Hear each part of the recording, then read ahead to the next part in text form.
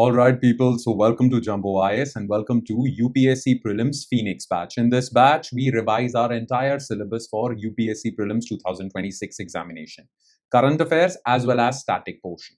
Now, those who have already joined our Phoenix batch, you are well versed with the schedule. And as per the schedule, today is IR, International Relations Current Affairs Day 2. Okay, and the daily targets for you for today related to IR current affairs were key United Nations organizations. Okay, I'm hoping that you are watching this lecture in which we will revise all these key UN organizations. You are watching this lecture after going through the notes that were shared with you beforehand. Okay, so go through the notes and then watch this lecture. All right, now we are going to revise all the important United Nations organizations that were in news last year through a set of 20 MCQs. So everything would be covered, plus you'll get to practice 20 MCQs from this. Okay, so without further ado, without further delay, let's straight away start the lecture. Okay, let's begin. So IR, Current Affairs Day 2, and today's targets were key UN organizations. Okay, that were in news basically. Current affairs, we are covering current affairs. Okay, so let's straight away start with question number 1. All right. With reference to United Nations Security Council, consider the following statements. Unlike UN General Assembly resolutions, UNSC Security Council resolutions are legally binding on all member states under Article 25 of the UN Charter. A resolution requires 9 out of 15 votes to pass, provided no permanent member casts a veto. The Veto Initiative Resolution 76-262 requires any P5 member casting a veto to justify it before the General Assembly within 10 days. Okay. Now, there are two principal organs of United Nations. One is United Nations General Assembly, which is also known as the World Parliament, because all members of United Nations are part of this. Okay. And then there is United Nations Security Council, which has 15 members, 5 permanent members and 10 non-permanent members. Clear? Now, all the resolutions passed by UNGA have some authority, but they are not legally binding. Whereas all resolutions passed by United Nations Security Council are legally binding. Remember this part. And this thing is mentioned in Article 25 of United Nations Charter, the founding document of United Nations. Okay. So this part is correct. Now, for any resolution to be passed by United Nations Security Council, it needs to receive majority vote.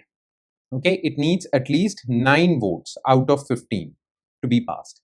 But if any of the permanent member casts a no vote, which is known as the veto, then it won't be passed. So even if in a Security Council meeting, a proposal receives 14 votes, but 1 negative vote from a permanent member, then that would be rejected. That proposal would be rejected. Hence, permanent members have veto vote. You all know about this, okay? So this is also correct. Now, the thing is that you are giving extraordinary powers to these 5 permanent members. They can reject any proposal. Now, you need to ensure some accountability, okay? They can't just say no without any justification. Now, they have this power of saying no, but they should be answerable. That is why in 2022, a veto initiative was launched, which was under Resolution 76-262. Under this, if a permanent member passes a veto, then they have to justify it. They have to communicate the reasons for that within 10 days in United Nations General Assembly. Okay, this was to ensure some answerability to permanent members. Otherwise, they had no answerability whatsoever before 2022. So this is also correct. The correct answer would come out to be D. Right? Okay. Question number 2. Consider the following pairs of negotiating blocks for UNSC reforms and their demands. Okay, many countries want reforms in the structure of United Nations Security Council. Some are asking for more permanent members, more non-permanent members, right? So they have created blocks. Like-minded countries have united to create blocks. Now, G4 nations, expansion of both permanent and non-permanent categories. Coffee Club, demand at least 2 permanent seats with veto power for Africa.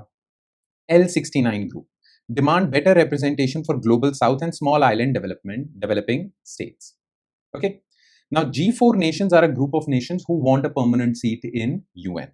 G4 nations are India, Brazil, Germany, and Japan. They have a good chance. I mean, they have very good credentials for securing a permanent seat. So these G4 nations have been demanding expansion of both permanent and non-permanent categories. Now, these G4 countries have various enemies which do not want them to secure a permanent membership. Okay, India has Pakistan and China, Brazil has Argentina, Germany has other enemies, and Japan has, well, China again. So these countries which oppose G4 have created another group called United for Consensus,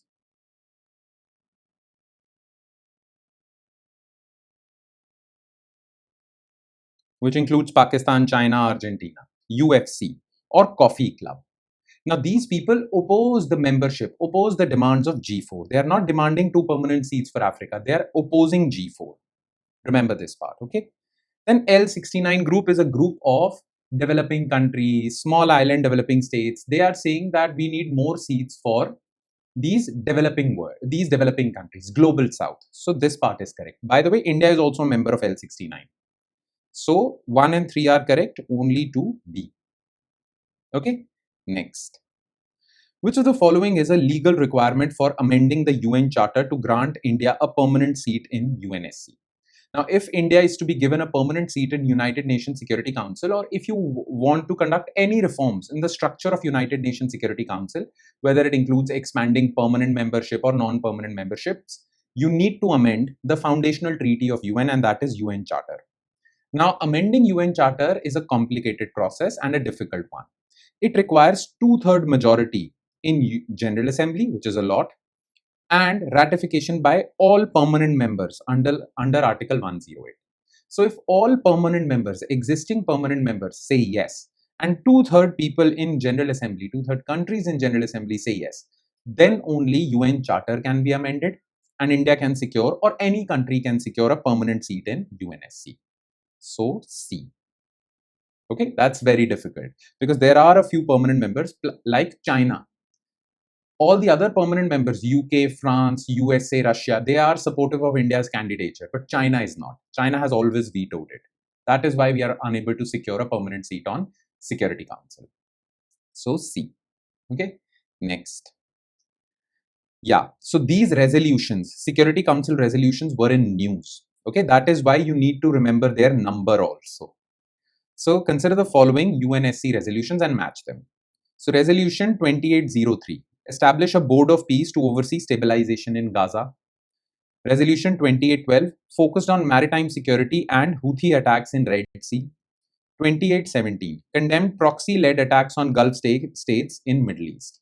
Okay, proxy like Hezbollah, Hamas, all the others. Okay, now all three are correct. Just remember the number. 2803 was as per Gaza Peace Plan, Board of Peace to oversee reconstruction of Gaza.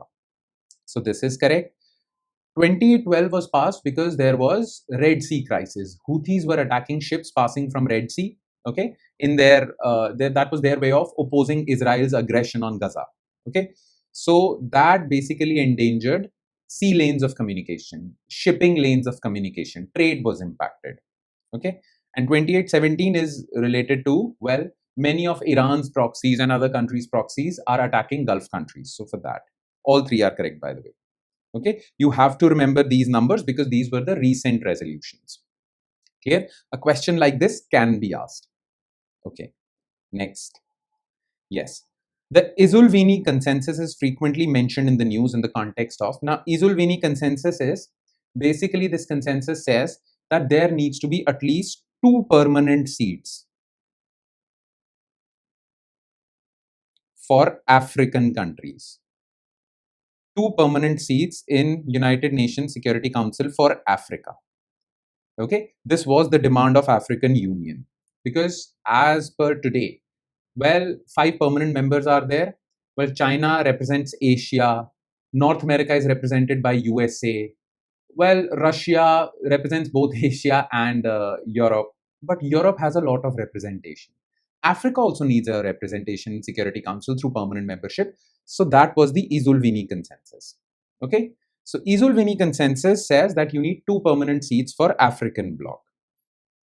So African Union's demand for UNSC permanent seats. The answer is B. Remember this, okay? Because Security Council reforms is an important topic. All right, next. With reference to UNESCO World Heritage Sites in India, consider the following statements. Okay, World Heritage Sites. India currently has 44 World Heritage Sites, ranking 6th globally as of 2026. Maratha military landscape was inscribed as the serial nomination of 12 forts in 2025. India has only one mixed category site, cultural and natural. Okay. Now you all are familiar with World Heritage Sites. These World Heritage Sites are mentioned in World Heritage List, which is maintained by UNESCO. Now all these sites are categorized in three categories. One is cultural. Sites which are of cultural importance like Taj Mahal and all. Then natural.